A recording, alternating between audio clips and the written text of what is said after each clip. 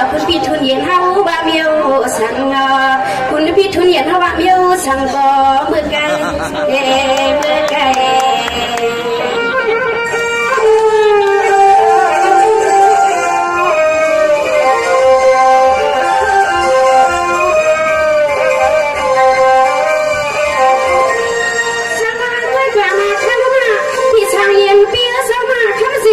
พี่โมนาได้อ่านใช่ว่าพี่เศร้าที่ไหนพี่ปากาว่าทำพี่เท่งมากีอยู่เสียดินกลางเมืองมาเมียงคำถึงว่าไร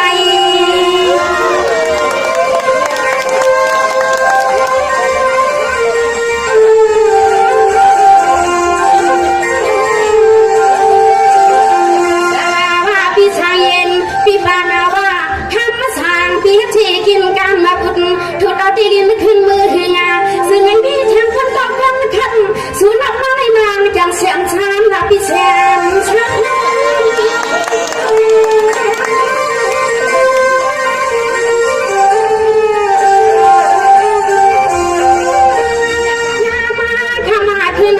ในลิ้นเปียสาวเฮาน้องตีกว่าย้อนเราเด็กปีเฮากว่า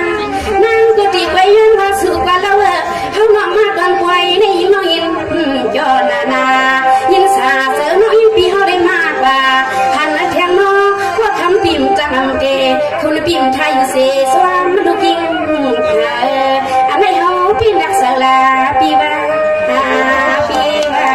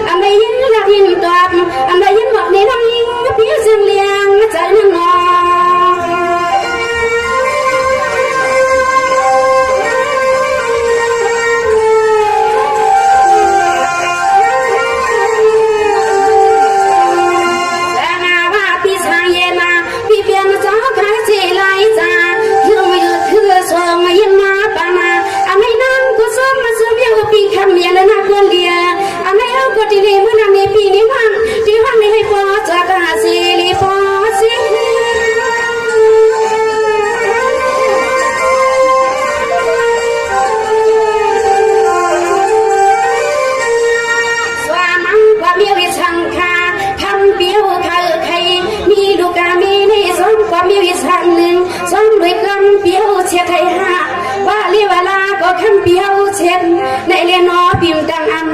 เตคุณพี่ใจยันนำเสกลางดูยิ่งเพื่อนไอเด็กคิดทางคุณพี่เฮาเช็ดในย่ามจังห้ามลาย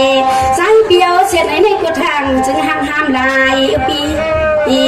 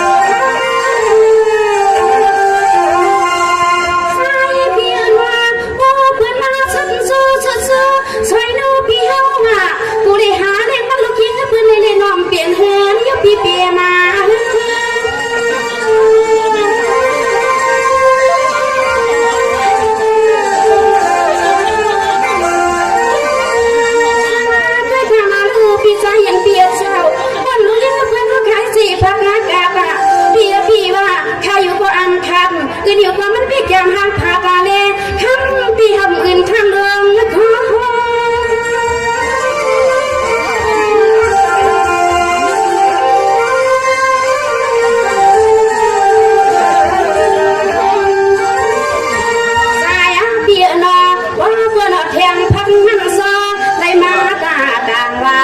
สู้พี่ทุนเย็นเท่าว่ามันละพี่ยิ้มจางในเลนอลูกยิ้มเปลืองจางเฮ็ดจังเมียวอยู่ปี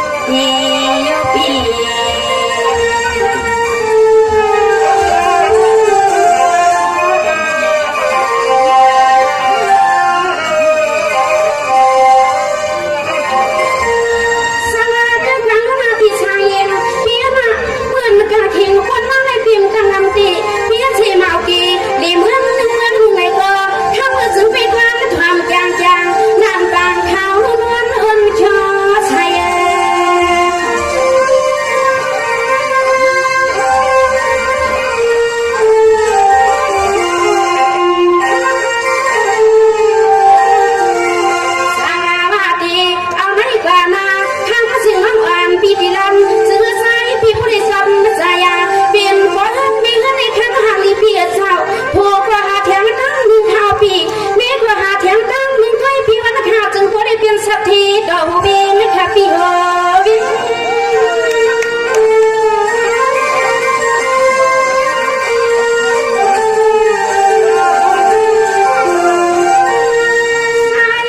พี่เอ้ยน้องมันแพงเบียงกูเมียวคำเบียเศร้าเพราะว่าหมอลาตาอ๋อพี่เนี่ยก็หมอลาเนี่ยนอนผู้น้องเนี่ยก็หมอลาเนี่ยปีมันมายินกี่หันห่างเปียวนาแต่เอามือในมือนาจึงจะใจพี่ผู้ใดวางยามันเมียงมันก็วางเอื้อมคางสว่างมันเมียงมันก็วางเอื้อมคางสว่างขณะปีนาปีนา ส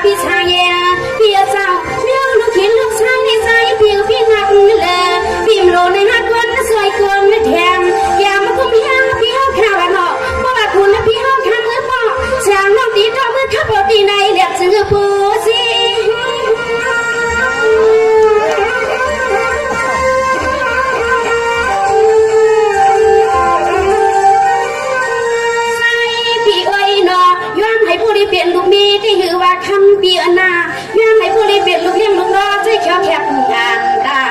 แขกกำพามือสักคนสักเงินสักคู่สักเลี้ยงตีเฮินเปียวก็เล่นจริงเองปีเย่จะเล่นจริงเองปีเย่จะโยนาปีนาปีนา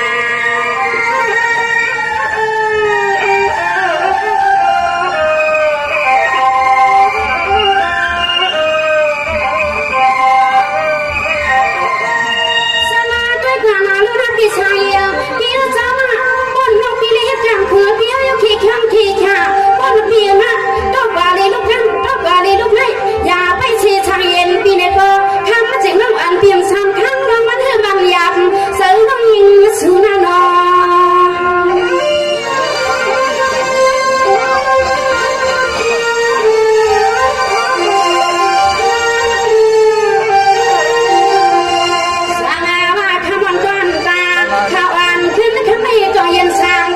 ฉันเย็นลัว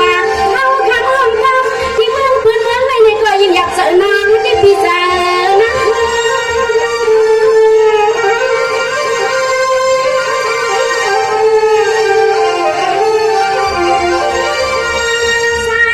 พี่เอ้ยนอช่างสวยหับตังห้องเฮาดิมาไปกินก็เห็นก็ใส่เพียวก็ยิงน้องตื่นมาอันเพียวนาที่ขวันคุณพี่นอต้องไปหักเสียงให้เมืองลำคำเฮาพระสวรรค์ดังเย็นอ่อนคุณพี่ก่อนไปหักเสียงมีเมืองลำคำซ้อมก็เล่นดังลาพี่มาพี่มา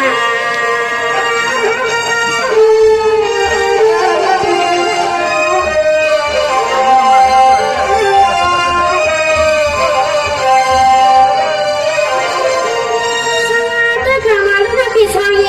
พี่สาวมาบนน้องพี่ตีลาพระในใจน้องพี่ก็ยิ้มพ่อข้าวเปียข้าวแค่น้ำควางซอยใหญ่วางคุณพี่มันลูกยิงไผ่น่านอ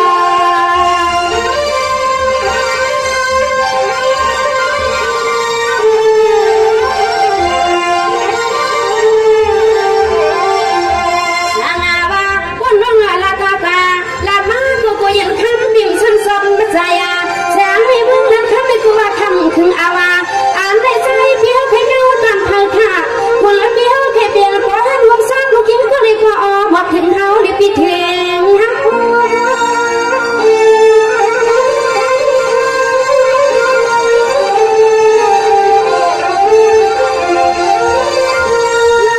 ฮักดีเปียนัวสู่ปีช้ำฮาตาลาไม่บุคคลที่กินก็ขึ้นทางดีเปียสาวมาบาลังซุ่มเฮาหน้าเราสายปีมาชัดจึงว่าเฮานะเฮาเก็บนางอีกเฮาเก็บนางดีเสเลนางแสงในก็คำน้องที่ห้องเฮ็ดทางมักปันปีทุนเย็นเฮาขาดจะเงือผู้ใดกำเดียวซื้อคนพี่พ่อได้เปลี่ยนพ่อเงินไม่เขียวกันนับปีนาปีนา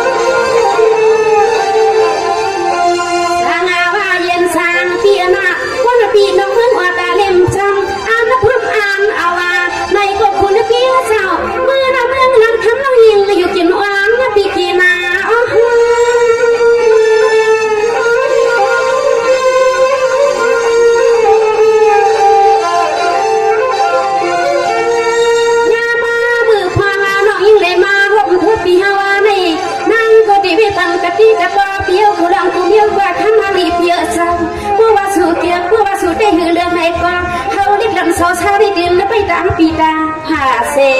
ดึงไปดำเยว่าคุณเปียวใครอยู่เซเปลี่ยนมาขึ้นก็กำเสคุณพี่เฮาหากำเส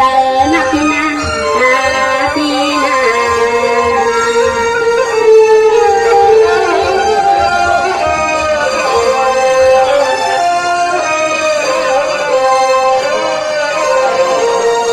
ส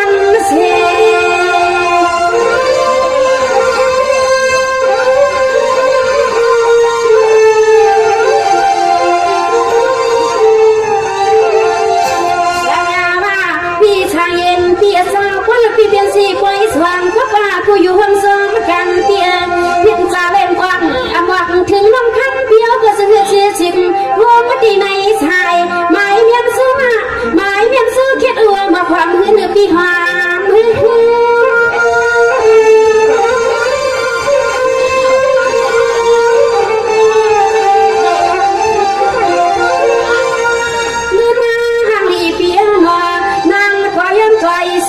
ปีเฮาขาเตรียมกุลังกูเมียว่ารังตั้งมาเฮือนนายผมตั้งองศาปีกซีผมมาเถียงตั้งปอดางมีคุณปีเฮาขาอ่างยาสุมังกาลาปันปอปันมีจึงเอพอเลยมันลุกไปลุกป่าตามือนาคาโอเห็นถึงเมื่อไรพอปีใจเย็นปีเรียนเรียนมันต้องยิงสู่นาปีนาปีนา